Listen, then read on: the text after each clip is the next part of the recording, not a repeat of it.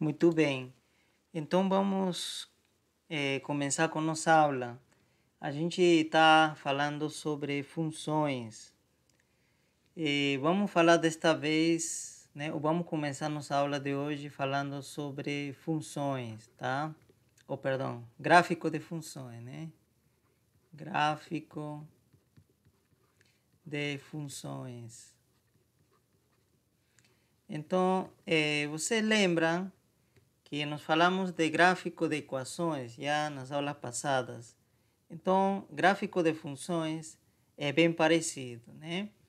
Então, vamos com um exemplo, novamente, né? Um exemplo para que fique mais claro. Vamos imaginar que nós temos a função y igual a e de x mais 1, por exemplo, tá? A e de x mais 1. E nos pide para graficar esta função, né? Esboce o gráfico, né? Imagina, né? Tá dizendo, né? Esboce o gráfico dessa função. Então, a primeira coisa que nós precisamos fazer é o seguinte: montar uma tabela. É parecido ao que a gente fez para gráfico de equações, né? Mas em equações, você lembra que as equações, por exemplo, eram dadas assim, né? Ou era dado assim.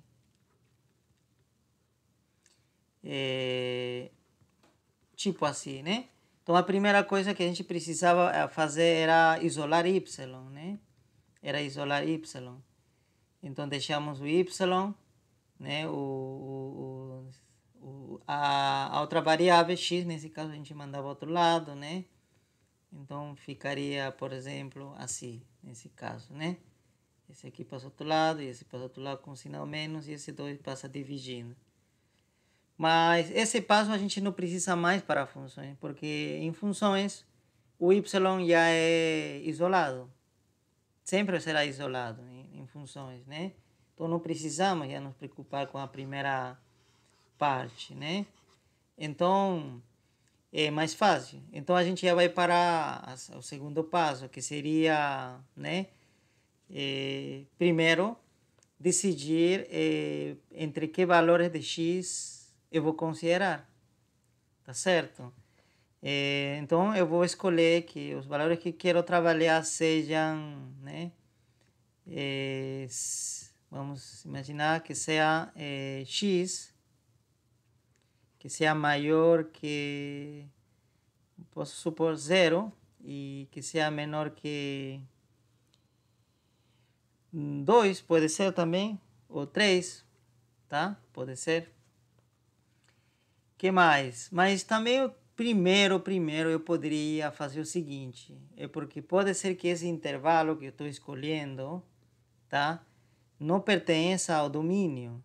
Então, talvez seja melhor determinar o domínio dessa função, porque você lembra que se eu pego valores que estão dentro do domínio, a função vai ter, né? vai existir, vai devolver algum valor. A função vai assumir algum valor. Porém, se a gente pegar um x fora do domínio, então a função não vai existir. Então não adiantaria trabalhar com valores que estejam fora do domínio. Tá? Então, eu vou primeiro fazer isso, calcular o domínio rapidamente. Então, o domínio deve ser, né, qualquer x, tal que a função exista, né? Tal que esse x faça que a função exista. Essa é uma função quadrática. Então, para que a função exista, o que está dentro da raiz deve ser maior ou igual a zero. Tá? Deve acontecer isso. Então, eu preciso resolver essa desigualdade. Então, x mais 1 maior ou igual a zero. Para resolver essa desigualdade, né, que é linear, é simples. Passamos esse mais 1 ao outro lado. Então, nós temos isto, né? Que x tem que ser maior ou igual a menos 1. Então, podemos substituir já isto daqui por essa desigualdade mais explícita, né? Mais simples, mas equivalente à anterior. Então, aqui nos diz que o x precisa ser no mínimo menos 1. No mínimo, tá? Mas pode ser mais, né? mas não pode ser menor que menos 1. Então, claro, eu poderia então começar com menos 1. O x poderia ir de menos 1 até 3. Pode, né? Porque basta que x é maior que menos 1 e 3 é maior que menos 1. Poderia ter pegado 4? Pode também. Tá certo? 5 também. Mas eu vou escolher então esse intervalo. Então agora sim, eu vou montar minha tabela, né? Vamos montar nossa tabela. Tá? Então vamos... Opa. Pronto. Então aqui vamos colocar os valores de x, tá? Os valores de x. E aqui do outro lado vamos colocar os valores de y, né? Muito bem. Então vamos começar com menos 1. Então se x vale menos 1, ao substituir aqui, então vai dar menos 1 aqui. E mais 1 vai dar 0. E raiz de 0 é 0. Vocês podem fazer isso usando uma calculadora, né? Se quiser, tá? Porque pode ser que alguma raiz não vai dar exato, né? Como por exemplo, se for 0, agora passamos a 0, né? Vamos andar de 1 em 1.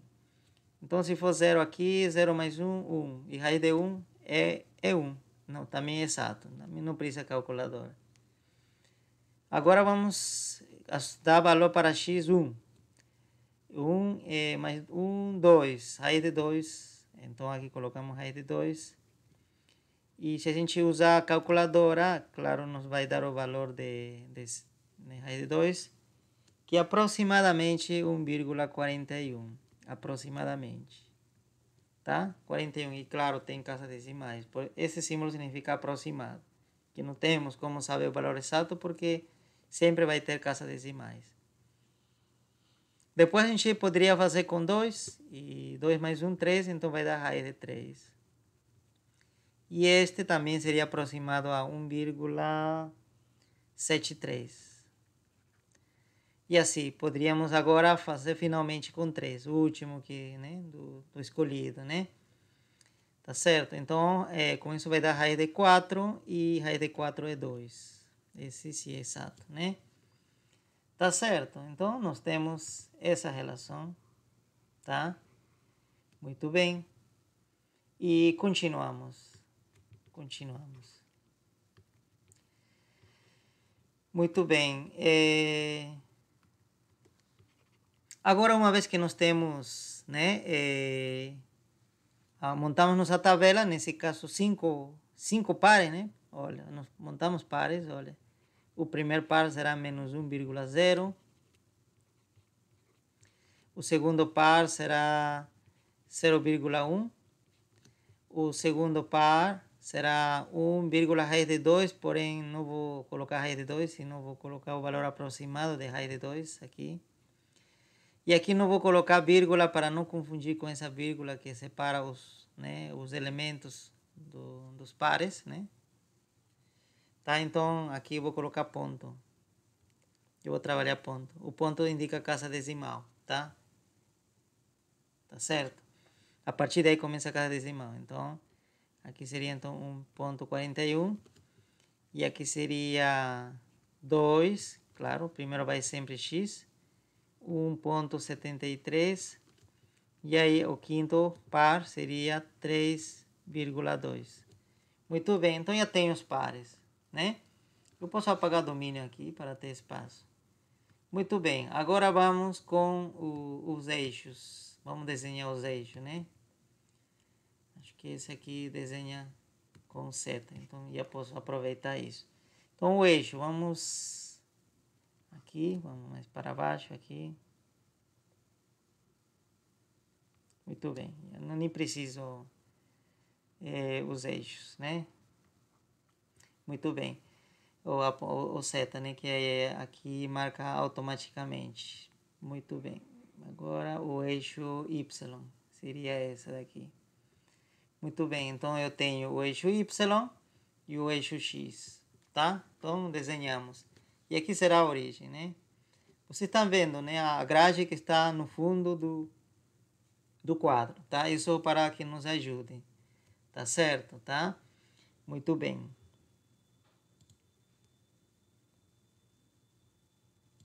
muito bem, pessoal. Então, agora sim, vamos ubicar esses pontos, né? Porque essa é a ideia, né? De gráfico também de equações. Então, aqui vamos seguir o mesmo procedimento. Esse par. Mas para isso a gente precisa colocar a escala, né? Então, eu vou fazer o seguinte. Eu vou fazer a escala em x. Eu poderia chamar isso 1, mas eu vou fazer o seguinte. Eu vou chamar 1s. Se cada dois quadradinhos é 1. Por quê? Porque esses números são quebrados, então eu preciso fazer um zoom, tá? Preciso que seja mais grande, né? Ou a escala, né? Que não seja pequena. Então, aqui será 1 e aqui será 2, né? 1 e aparco aí, 2. E aqui será 3. No eixo Y, a mesma coisa. Aqui será 1, um pouquinho mais para cima. Aqui 1. E aqui será 2 e aqui será 3.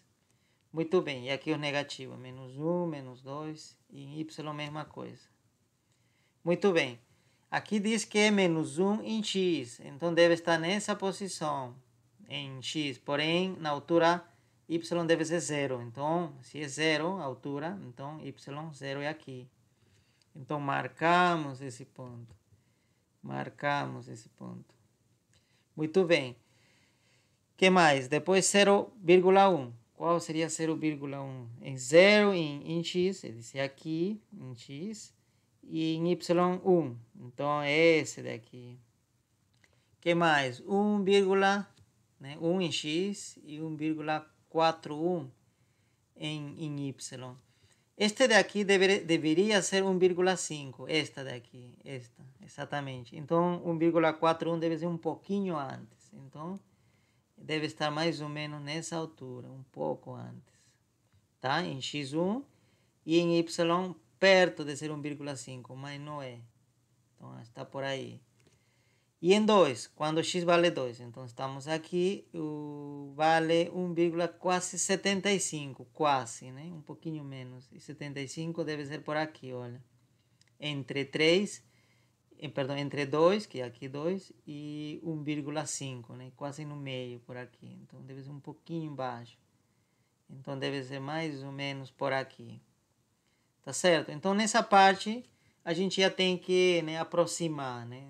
Tem que não dá para encontrar o valor, a posição exata, né? Porque a gente precisaria ter, né, uma régua bem precisa, né? Aqui, né? Tem mais quadradinhos, né? A grade tem que ser mais fina, tá? Mas não tem problema. Do jeito que a gente está fazendo já, tá bem. Dá para graficar. Depois vem o 3 com 2. Olha, quando é 3, o x, y é 2. Então é aqui.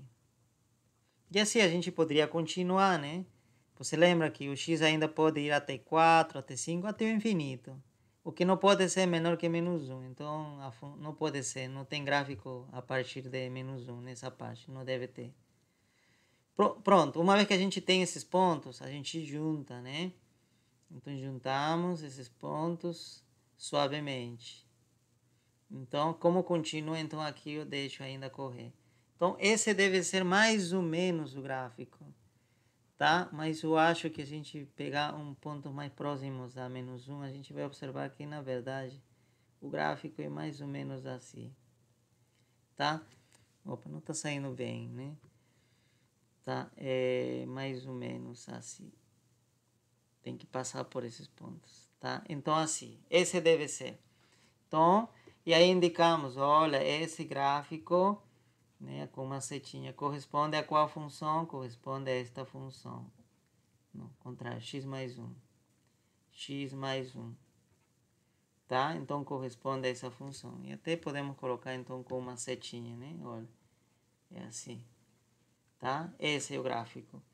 Então, essa curva que sai, seria o gráfico da função. Tá?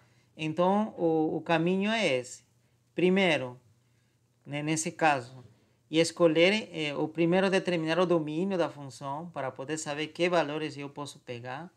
E uma vez que você tem o domínio, que a gente descobriu que o domínio era x maior ou igual a menos 1, né? Esse era o domínio, né? Então, dentro desse domínio eu pego um subconjunto, né? Porque eu não posso trabalhar com infinitos números, preciso trabalhar com um número finito, né? Tá? Então, eu escolhi, por exemplo, que comece em -1 e termine em 3, tá? Outro podia ter escolhido que termine em 5 ou 6, não tem problema. Então, como eu escolhi assim, eu vou agora escolher que eu vou variar o valor de x de -1 a 3 de 1 em 1, né? 1 em 1. Mas alguém, outro poderia ter escolhido variar em 0,5 em cada 0,5. É decir, que de -1 iria já a menos 0,5. Estaria aqui. E depois, claro, 0. Depois de 0, verias mais 0,5. E depois 1. E depois de 1, veria 1,5. E assim, poderia. Com certeza, fazendo isso, você vai ter um gráfico muito melhor que isso que está aqui. A mais pontos, gráfico melhor. Tá? Menos pontos, né? Isso, menos pontos, menos pares, gráfico ruim. Tá? Então, se você quer fazer um gráfico perfeito, ou quase perfeito, né? Que perfeito não vai ter, porque a gente tem essa limitação da escala, né? Mas quase perfeito seria, né, pegando mais pontos. É dizer, que avançar devagarzinho, né? O tamanho de passo tem que ser mais pequeno. Então, avançar em 0,5, 0,5 e assim, por exemplo. Ou, melhor ainda, 0,1, 0,1, mas aí vai dar muitos pontos, muitos pares. E vai dar um gráfico bem legal. Ok? Então é isso. Gráfico de funções não tem segredo, tá? É simples, para quem entendeu a parte de gráfico de equações. Muito bem. Agora, pessoal, vamos falar sobre função crescente e função decrescente. Um conceito muito importante, tá? E a gente vai, primeiro, trabalhar geometricamente, quer dizer, olhando o gráfico. Como eu sei que uma função é crescente, né? Imagina que em algum lugar você lê, né? Olha, esta função é crescente. O que significa que seja a função crescente? Geometricamente, significa o seguinte, que a forma da curva é assim, tá? É dizer, olha, imagina que seria o gráfico de uma função, né? Então, o que está acontecendo é que quando você anda de esquerda a direita, tá? Quando você anda de esquerda a direita, a função, é dizer, de esquerda a direita, quando você anda, o que acontece com a curva? Ela vai subindo, tá certo? Vai subindo, tá? Significa que vai aumentando de valor, tá? E para isso a gente poderia fazer o seguinte, né? Dar alguns valores, por exemplo, ou supor alguns valores, né? Imagina que aqui o valor, né? Vamos imaginar nesse ponto, por exemplo, né? Vamos dizer que corresponde a um valor x1. E, claro, o valor da função aí que seja y1, tá certo? E pego outro ponto, por exemplo, por aqui. Então, vamos supor que aí o valor da função é x2, né? E o valor correspondente a y, o da função, seja y2, né? Tá certo? Então, o que significa? Tá? Eu acho que a gente poderia colocar melhor assim, fx2, melhor. E aqui colocamos também fx1. Fx1 representa essa altura, pessoal, tá? Não sei se vocês já notaram, mas fx1 é tamanho a medida dessa altura, dessa altitude, né? Tá? Que é justamente que coincide com isso, né? Com essa medida. E fx2 também seria essa medida, que coincide com isso, né? Porque isso daqui é um retângulo. É dizer, o que mide de aqui até aqui é o mesmo que se mide de aqui a aqui. Retângulo, né? E o que se mide de aqui, tudo isso, mede tudo isso, tá? Mesma coisa aqui. Esse aqui não está parecendo um retângulo, mais um retângulo, tá? Opa. Esse daqui é um retângulo. Tá? Aqui, esse daqui, né? Muito bem. Então, isso. Se a gente anda de esquerda a direita, tá certo? Então, significa, né, que nós estamos indo desse ponto a esse ponto, né? tá certo, né? Primeiro seria este ponto, se a gente está andando de esquerda a direita, de esquerda para a direita, então nós estamos começando aqui e caminhamos a esse ponto, tá? Aqui não está aparecendo bem isso, né? Aqui, né? Estamos andando nessa direção. Muito bem. Então, nesse caso, dizemos, olha, x2 é maior que x1, né? Por que x2 é maior que x1? Porque x2 está à direita de x1. O x2 está à direita, esse está à direita. Então, quem está à direita sempre será maior, né? Sobre o eixo x. E sobre o eixo y, quem será maior? Quem está acima. Quem é esse valor? Então, olha. Então, nesse caso, o fx2 será maior que também fx1.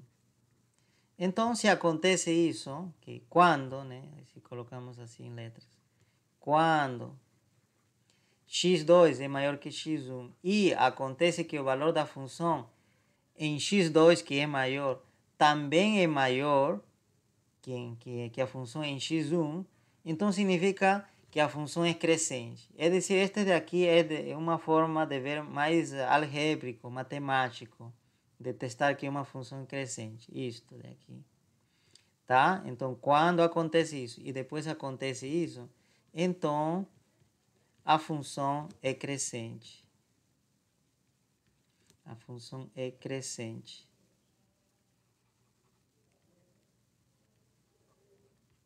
Ok? Muito bem. Então, geometricamente é quando você vê que a função sobe, mas sobe quando você anda de esquerda para a direita, tá? Sobe. Essa é uma função crescente. E uma função decrescente agora. Então, seria quando você anda de esquerda a direita, né? Vamos primeiro graficar essa função, tá? Então, como seria? Seria mais ou menos assim, tá? Então, quando você anda de esquerda para a direita, tá? Nessa direção, a função desce, né? A curva, né? Baixa, em vez de subir, né? Baixa.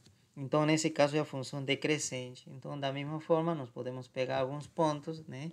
Imagina que a gente pega um ponto aqui, que a gente chama de x1, e correspondente a essa altura, tá? Será justamente o valor da função, né? O valor da função. Muito bem, então seria mais ou menos isso. Aqui estaria o valor da função fx1. Tá? Esse seria o valor da função.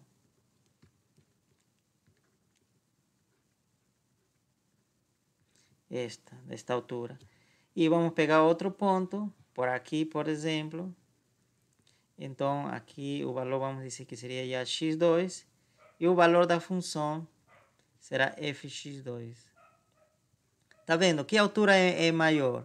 Esta altura ou essa? Essa altura é maior, tá? Essa altura é menor, né? Tá? Ao contrário aqui, olha, à esquerda, não? O primeiro ponto, sua altura era menor. E o segundo ponto que estava à direita, né? A altura dele era maior, então crescente, tá? Esse quando o x cresce, porque quando x passa de x1 a x2, a função também aumenta de valor. Aqui é o contrário. Quando a gente passa de x1 a x2, né, que acontece com o valor da função? Decresce, diminui. Olha, aqui é menor. Se a gente pegar um ponto mais na frente ainda, vai acontecer que o valor da função vai ser menor ainda. Tá? Então, o valor da função é indicado pela altura da curva.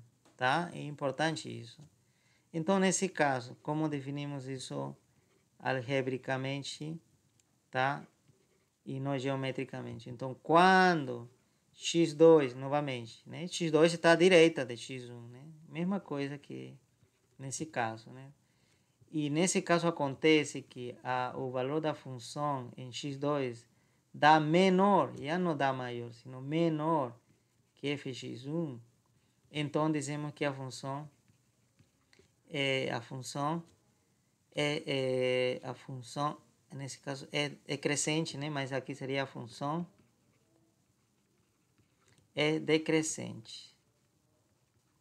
Decrescente. Tá certo? Então, diminui de valor, tá? Muito bem. Então, isso é simples, né? Então, mas você pode dizer mais em um caso, por exemplo, em um caso, poderia acontecer o seguinte, né? Aqui está mal, né? Vamos, que tem que apontar para cima, tá? Muito bem. Em um caso, pode acontecer que a função tenha o seguinte gráfico. Então, poderia ser uma coisa assim. Por exemplo, né? Poderia ser. Então, e essa função é crescente ou decrescente? Então, esta função, em partes é crescente e em partes decrescente. Se não é totalmente crescente, nem totalmente decrescente. Tá? Então, você pode até anotar, olha, vamos ver as cristas, por exemplo. Esse aqui seria a crista, né? Então, olha, por exemplo, desde essa parte esquerda até aqui, a função é crescente, porque está subindo. Mas daqui ela vai descendo, descendo, diminui, né? E nessa parte continua diminuindo, mas já é negativo, tá? Pessoal, quando baixa do eixo X, é porque o valor da função já é negativo. Então, até onde? Mais ou menos por aqui, né? Se a gente, né, observar bem, até aí seria... Nessa parte seria decrescente, né? Decrescente, tá? E daí, mais ou menos por aqui, a função é crescente. Olha, nessa parte sobe, então crescente. Então, uma função poderia ser tanto crescente e tanto decrescente, dependendo do intervalo. Então, isso podemos até marcar aqui, né? Então, podemos dizer, olha, tá? Essa função, vamos marcar com amarelo, essa função mais ou menos aqui, né? Vamos prolongar esse ponto sobre o eixo X. E esse ponto também eu prolonguei, né? Aqui. Então, olha, nesse intervalo, a função é decrescente. Nesse intervalo, tá? Vamos dizer que seria A, vamos dizer A, e aqui... Ou vamos dar até valor, né? Vamos dizer que aqui menos 3, e aqui seria... menos 1, por exemplo. Aqui colocamos menos 7, por exemplo. Tá? Muito bem. E aqui colocamos, vamos dizer que aqui dá outro 7, por exemplo. Os 8, que seja, né? Estamos chutando valores. Então, olha, nesse intervalo amarelo, que começa de menos 7 e termina em menos 1, por exemplo, a função é decrescente. Porém, no outro intervalo, já podemos marcar de outra cor, né? Outro intervalo, aqui a função é crescente, aqui, que começa mais ou menos em menos 1 e termina em 8, a função é crescente, tá? Muito bem. Mas o que acontece nas cristas? Isso é importante, que a gente vai ver mais na frente, né? Quando a gente estuda já cálculo, né? Que na crista a função não cresce nem decresce. Nesse ponto em particular, a função não cresce nem decresce, tá? Nessa parte, a função para de decrescer, ou decrescer também. Ela se mantém constante, tá? Somente nesse ponto, tá? Isso é importante. E no vale, aqui, mesma coisa. Também a função não cresce nem decresce, tá? Então, nesse ponto, nesse exato momento, né, quando x é menos 7, a função é constante. É constante. Somente nesse ponto, para esse valor de x. Mas se variar um pouquinho à direita, e a função é decrescente. Se um pouquinho à direita de menos 1, ou menos 7, perdão, à esquerda é menos 7, então nessa parte a função é crescente, nem um pouquinho. Tá, mas somente em menos 1, ou menos 7, perdão, que é na crista, a função é constante. Então, você poderia dizer assim, olha, então, a função é decrescente nesse intervalo, quando x, nesse caso, né, quando x é menor que menos 1 e maior que menos 7. É aí que é decrescente. E não pode colocar igual, não pode colocar igual. Estaria errado, né? Porque estaria dizendo, olha, decrescente quando x também vale menos 7. Mas eu já estou dizendo que nas cristas a função não é crescente nem decrescente, tá? Então, significa que isso não é verdade. Então, é melhor tirar, né? Tiramos. Então, x tem que ser maior que menos 7, tem que ser um pouquinho à direita de menos 7 e tem que ser um pouquinho à esquerda de menos 1 para dizer que aí a função é decrescente. É a mesma coisa aqui. Né? Crescente, para ser crescente, teria que ser maior que menos 1 e menor que 8. Tá? Então, aqui também a função é constante. Aqui também, pelo visto, é constante, né? Nas cristas ou nos vales. Ok, pessoal? Então, é importante ver o que significa que uma função é constante, tá? Uma função constante, então, significa o seguinte, né? É equivalente, que a função não decresce, isso que indica,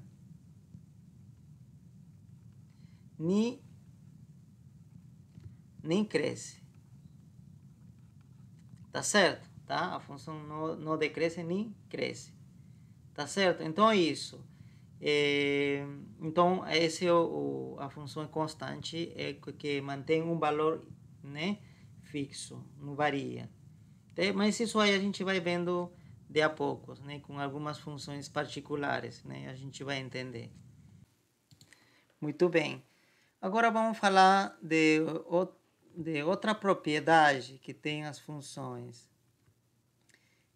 Vamos falar de sua paridade. Então, isso se chama função par ou função par primeiro, tá? Ou ímpar. Vamos deixar um outro espaço para ímpar desse lado. Vamos aqui. Função ímpar. E não tem a ver com o valor da função, tá? Não é porque o valor da função é ímpar, não é a função ímpar, não. Não tem a ver com isso, tá? Porque a função pode assumir qualquer valor real, né? E qualquer número real não tem isso de ser par ou ímpar. Par e ímpar é somente quando o número é inteiro, né? Tá certo. Então, é uma outra propriedade que tem as funções. Mas vamos começar de uma forma simples. Vamos com a função quadrática. Y igual, por exemplo, x quadrado. Melhor assim, escrevo dessa forma. A função, tá, em x é x quadrado. Essa é a função, vamos dizer, né? Muito bem. Esta função é uma função par. Por que é função par? O que deve acontecer com as funções par para dizer, né, que elas são par? Então, o que deve acontecer é o seguinte, que quando você trocar, né, por exemplo, o x no argumento pelo menos x, então a função, eu vou colocar aqui, quando x significa trocar, quando x se transforma em x, então a função deve manter sua forma. Deve manter sua forma. Tá certo? Ou deve ser invariante, uma coisa assim, tá? Não deve variar de forma. Então, vamos fazer isso, esse teste. Então, eu vou lá, eu vou aqui e eu vou fazer justamente, olha. Eu vou trocar o x pelo menos x. Olha, pelo menos x, assim. Então, e vou calcular agora com menos x. Então, agora você lembra o que é esse menos x? Esse menos x que está aqui, ou que está dentro do parênteses, como que a gente chamava? Chama de argumento. Argumento. Então, meu argumento agora é menos x. E aqui me está dizendo, esta função, né? Me está dizendo que eu preciso elevar ao quadrado meu argumento. Então, quem é meu argumento aqui? meu argumento é menos x. Então, esse menos x eu preciso elevar ao quadrado e ver o que vai dar. Então, fazemos, olha, então aqui fazemos o cálculo, menos x, então menos x ao quadrado vai ser, né, menos x vezes menos x. E aqui menos com menos vira mais, x com x, x quadrado, né? X quadrado mais x ao quadrado, mas mais x ao quadrado é a mesma coisa que x quadrado. Aí eu pergunto a vocês, eu fiz esse truque de trocar, né? Olha, x por menos x, né? Eu fiz esse truque, né? E esse daqui. Aí você me diz, a função mudou de forma? Como era quando era x? Simplesmente quando o argumento era x. A função era x quadrado. E quanto é agora quando é menos x? A função também é x quadrado. Não mudou. Mantém sua forma. Então, nesse caso, a função se diz que é par. Tá certo? Então, uma função é par quando você troca o x por menos x, então a função mantém sua forma. Tá? Não muda sua forma. Tá? Então, isso é a função par. Muito bem. Mas isso é algébrico. Você pode testar isso algebricamente. Mas graficamente, geometricamente, como eu percebo que uma função é par ou ímpar? Então, para isso, vou ter que, né, novamente desenhar os eixos. Né? Aqui, rapidamente.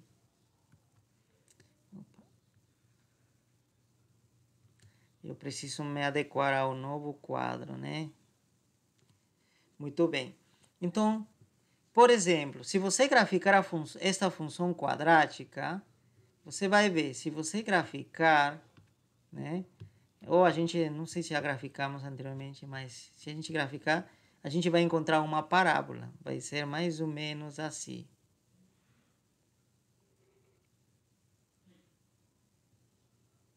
Mais ou menos assim. Vai ser uma parábola dessa função, tá?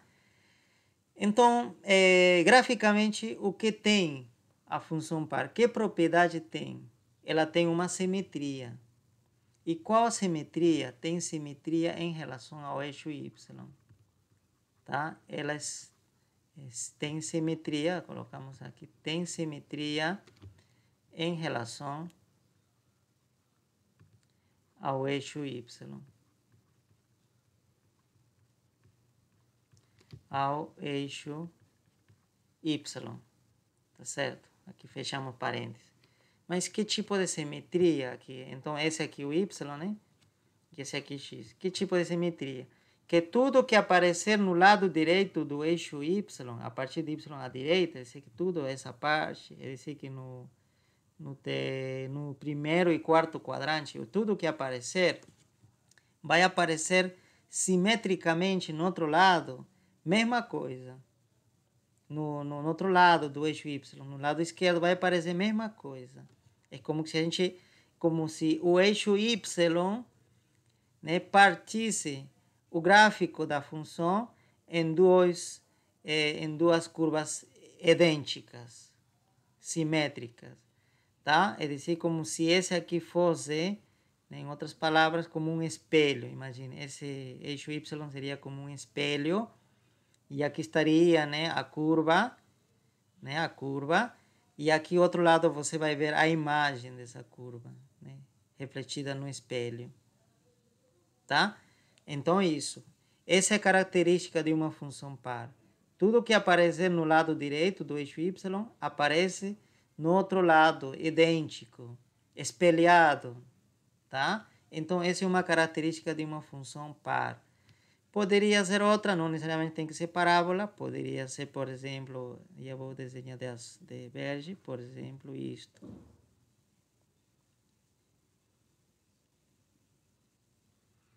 Poderia mais ou menos isso. Não sei se estou respeitando a escala, acho que não. Mas mais ou menos. E aqui tem que ter a mesma altura também. Olha, aqui eu apaguei sem querer. Tá? Tá? Essa aqui tem que ter a mesma altura. Esse é idêntico. Tá? Olha, tudo que estiver aqui, a gente pode dividir, né? Aqui, por exemplo. Aqui, olha, dividir, olha, tudo que aparecer aqui, tudo que está aparecendo aqui. Do outro lado tem, tá? Desse lado tem. Também, mesma forma, né? Tá? Então, isso. Essa seria a propriedade que tem uma função par. Então, se você observar um gráfico assim, né, essa simetria, né, em relação ao eixo y, né, o que está no lado direito aparece também no lado esquerdo, né, né? Então, significa que essa função é uma função par. Muito bem. E somente essa função é função par, não existem muitas. E a única forma de testar é fazendo esse truque né, se a gente não quiser graficar, né? Claro, uma forma é graficar, mas graficar toma tempo, né? Trabalhoso. Mas uma forma rápida é fazendo essa troca, né? De argumento. Em vez de ser x, troca pelo menos x. Se não mudar, né? Se depois fazer simplificações não mudar, significa que é par. Se mudar, então não é par. Tá? Então é isso. Muito bem. E o que acontece agora com função ímpar? Eu acho que poderíamos fazer aqui mesmo, né? O que acontece com a função ímpar? E aqui chamamos função ímpar. Muito bem. E aí, para isso, a gente vai usar essa função também clássica, x ao cubo.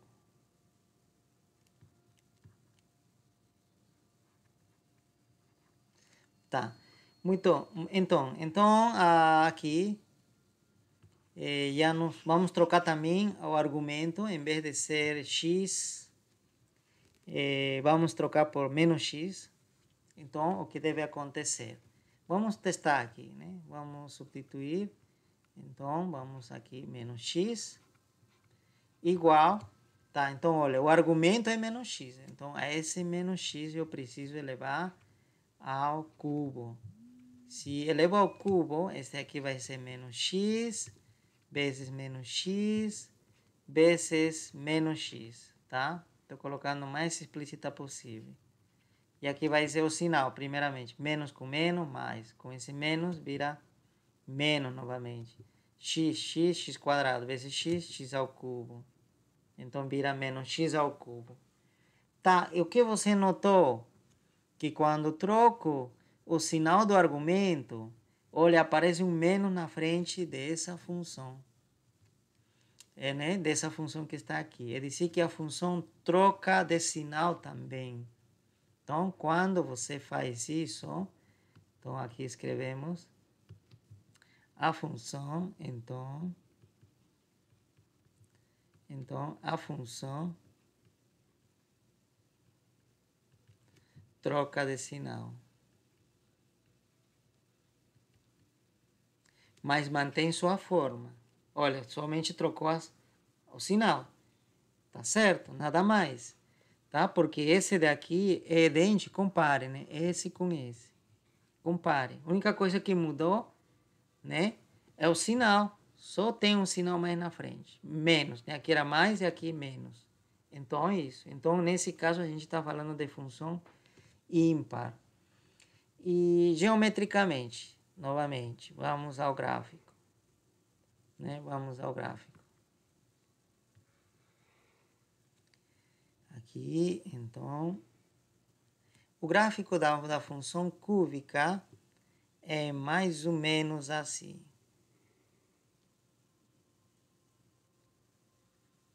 Tá? Mais ou menos assim.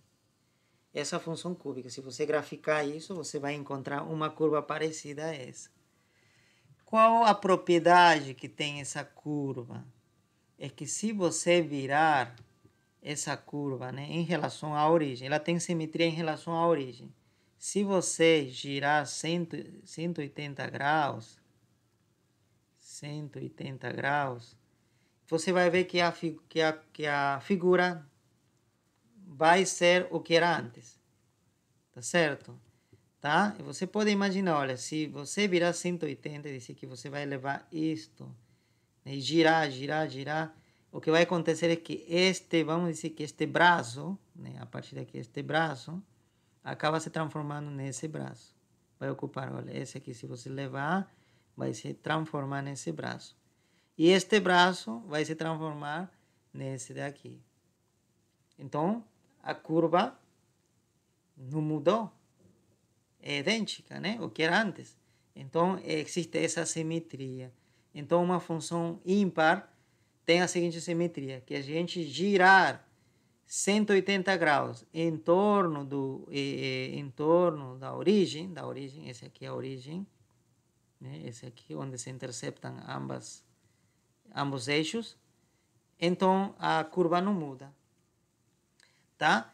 Outra forma também de ver isso é a seguinte forma, tá? Também ajuda, né, a reconhecer o gráfico de uma função ímpar. O que? Olha, o espelho dele, ou a imagem dele, imagina que esse aqui é um espelho, novamente, né? Esse aqui é um espelho. Esse daqui. O eixo Y, tá? É um espelho. Então, a imagem desse aqui seria, se a gente completar aqui, seria mais ou menos isto, né? A imagem seria isso, tá? E se a gente espelhar isso agora em relação ao eixo X, a gente vai descobrir essa curva.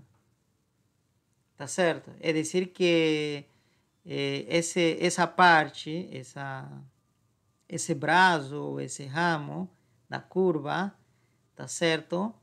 É idêntica a essa, né? É idêntica a essa, só que ela está invertida, tá? Está para baixo, nada mais, tá? Então, essa seria a característica de uma função ímpar, tá? Então, tem duas formas de verificar. Você faz girar 180 e se mantém a mesma forma, então é uma função par. Ou você faz isso, espelha esse, né, a partir da origem, então a origem que divide né, em dois braços, né? Se esse braço da direita, nesse caso, se você espelhar no eixo Y, né, que vai formar isso, você pode fazer esse desenho, e depois espelhar essa figura no eixo X, e se dá essa mesma curva, então significa, ou esse braço, né, dá esse aqui, então significa que a função é ímpar, tá? Muito bem. Existem, então, muitas funções que são ímpar, tá? E você pode descobrir de duas formas, né? Graficamente, né, que é mais trabalhoso, ou você fazendo simplesmente esse teste, né? Trocando o x pelo menos x. Então, se a função troca de sinal, então é ímpar, tá? Muito bem. Mas mantém a mesma forma, não mudou a forma, tá? Só trocou de sinal. Muito bem, agora vamos falar de composição de funções.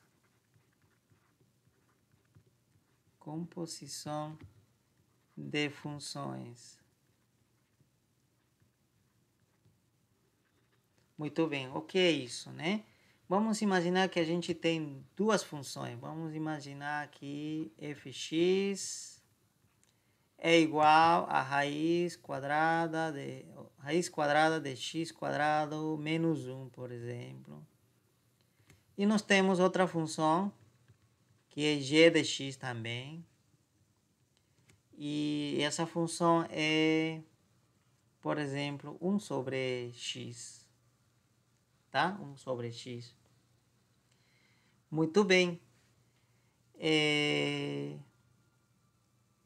que seria a composição? E a gente quer fazer o seguinte. Imagina, né? Você lembra que a gente poderia calcular o valor da função da seguinte forma. Por exemplo, imagina que quero que x seja 1. Então, seria f de 1, né? Calculo. Então, vou substituir aqui 1 ao quadrado menos 1. Né? E aí, faço a operação e encontro, né? Raiz de 0 e 0. Pronto. Mas imagina o seguinte agora, que esse x, esse argumento, já não seja um número, se não seja outra função. Esta daqui já não seja um número, né? Porque pode ser qualquer coisa esse argumento, esse x.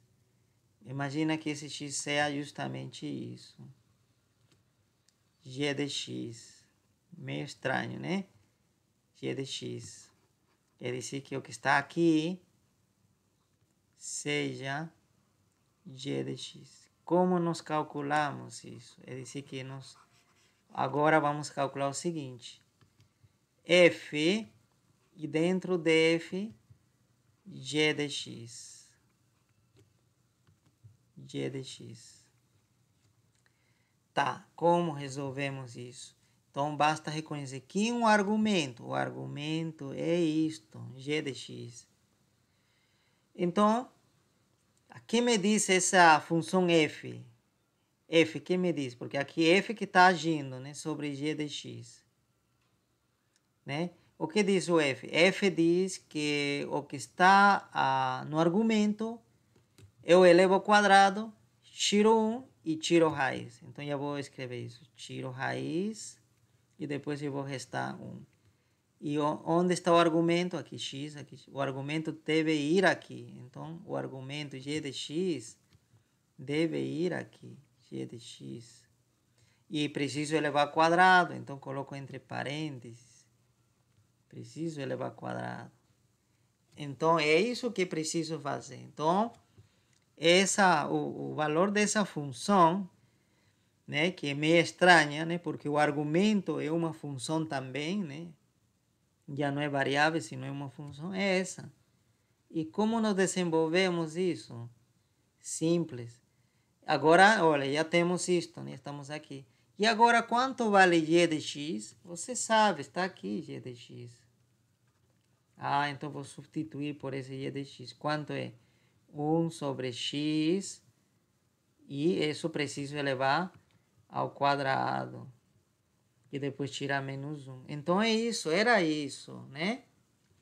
Muito bem, e continuamos aqui, né? Podemos ainda simplificar isto daqui. Então, olha, aqui tem uma fração elevada ao quadrado, então vai ficar 1 ao quadrado, que é 1, e x ao quadrado, que é x quadrado. Não tem como simplificar, menos 1. Então, seria essa a função. Posso simplificar aí? Pode, né? Já é outro processo, né? Você pode ainda fazer isso. Esse com esse, então vai ficar assim. Você pode encontrar isso. Tá certo? Tá? Muito bem. E esta função estranha, nova, que estou construindo aqui, né? Vamos usar outra cor. Essa daqui, que a gente chama de função composta. Tá? Função composta. Então, função composta, na verdade, seria função de função, porque esse aqui é função, não é? Esse é uma função. E esse aqui, o g, não é função? Também é função. Então, nós temos aqui função de função, é do argumento função. Então, isso que nós chamamos de função composta. Tá? Nesse caso, simboliza assim também, esse f e um circulinho aqui aberto e g. Esse aqui que representa isto, tudo isso que está aqui. Tá? Se representa dessa forma. Então, é uma função composta de f e depois g, de f com g. E aí você se pergunta, e se eu posso fazer no sentido contrário? Se eu fizer agora assim, né? Eu comecei colocando f de fora, esse f, e depois no argumento g. E se eu fizer o seguinte, se eu colocar o g, né, aqui ou aqui, né? Se eu colocar aqui no argumento de g o f, né? O que acontece? O que acontece aí?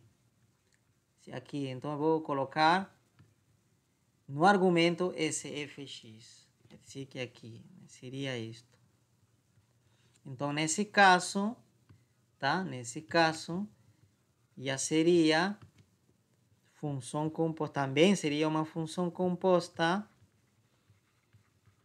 porém já não seria f circulinho g. Pelo contrário, seria g circulinho f.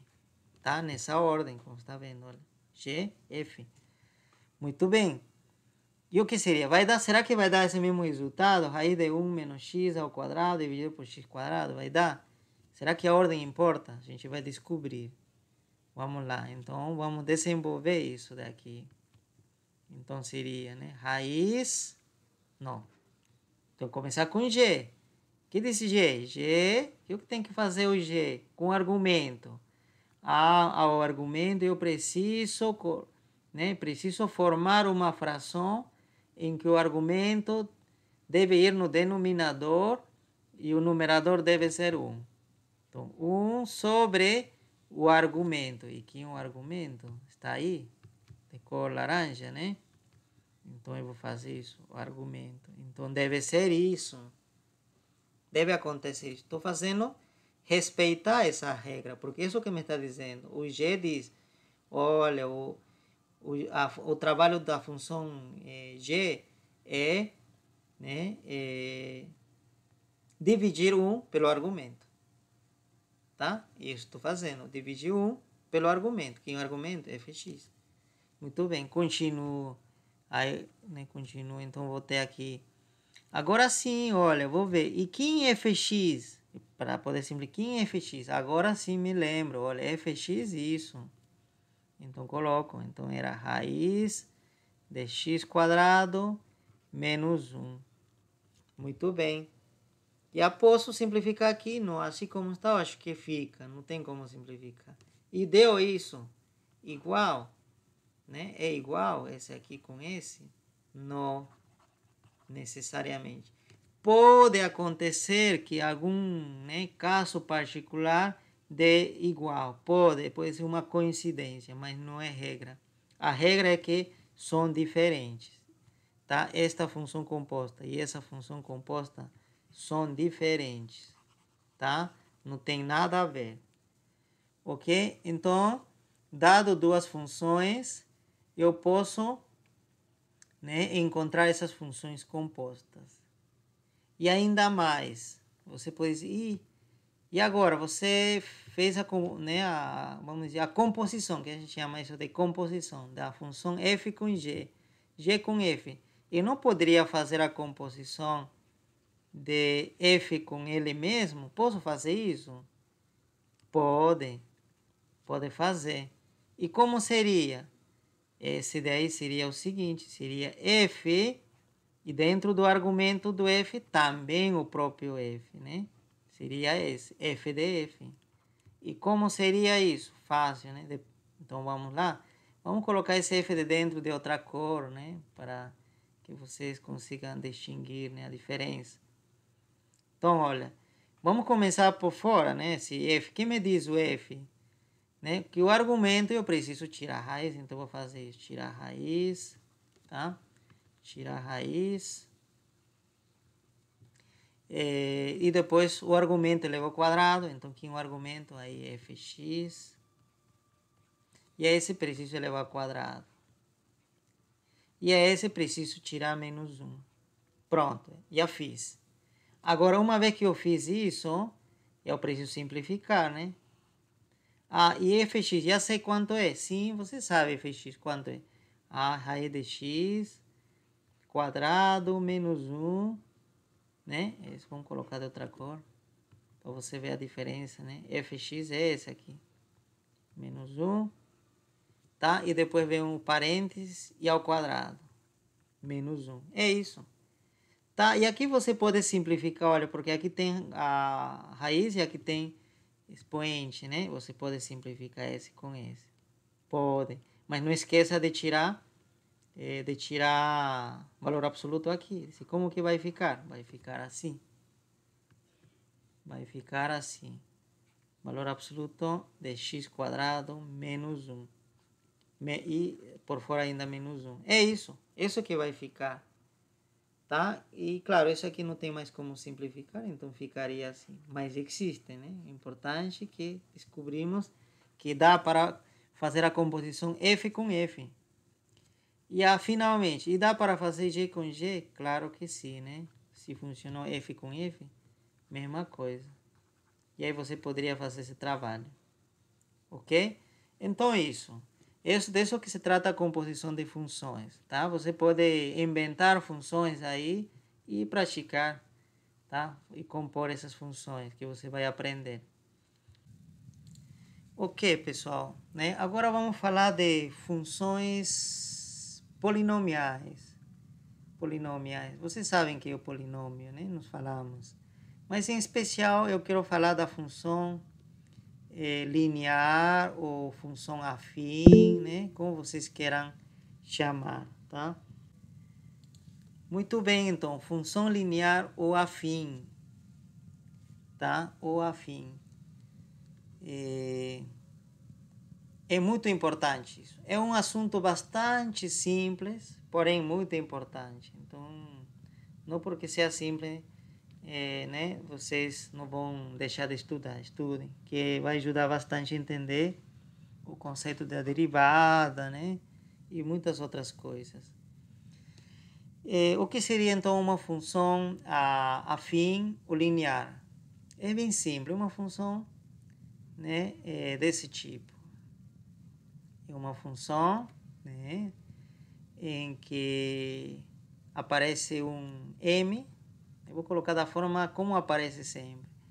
Um m vezes x e mais um b. Em que m e v são constantes, tá? São números constantes. Quer dizer que tem um valor fixo, já não podem variar mais. Então, um exemplo, né, para que vocês se ubiquem mais rápido, ou de que estou falando. Uma função linear poderia ser, por exemplo, 2 vezes x mais 3. Outro poderia ser menos 1x ou menos x mais 4, por exemplo. Outro poderia ser 1 meio de x menos raiz de 2. Poderia ser.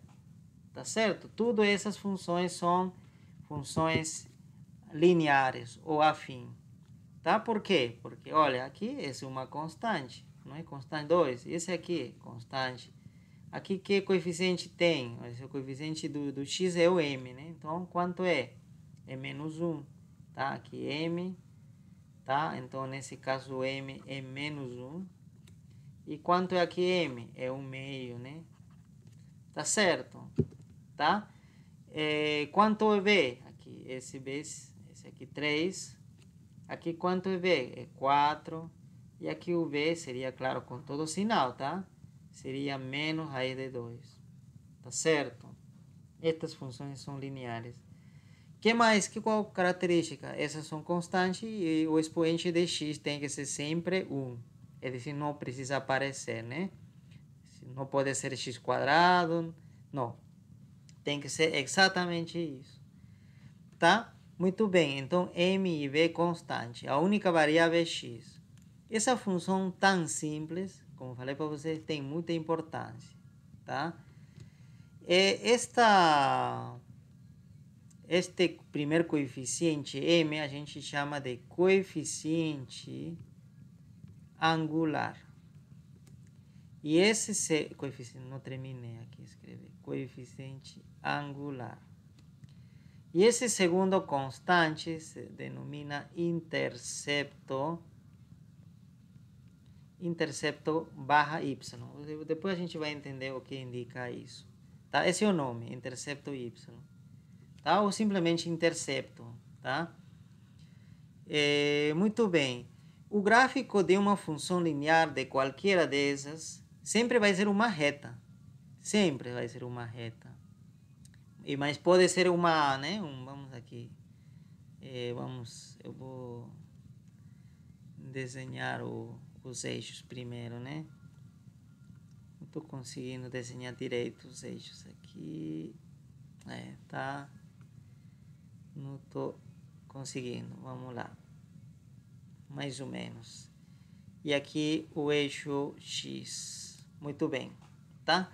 Então, o gráfico, né? O gráfico de uma função linear sempre será uma reta. Mas, né? Aqui, então, poderia ser isso daqui? Poderia ser. mas poderia ser também, eu vou usar agora cor verde, poderia ser também assim. Quer dizer, olha, o azul é crescente, né? Já, né, nós falamos. Então, poderia ser uma reta crescente, reta, tá? Reta, não é curva, assim, não tem esse... Aqui eu não estou conseguindo desenhar uma reta perfeita, né? Mas são retas, assim, se você pegar uma régua, né? Esse vai estar, né? Vai dar desenhar com a régua. Muito bem. Então, isso. Então, pode ser decrescente ou crescente, tá?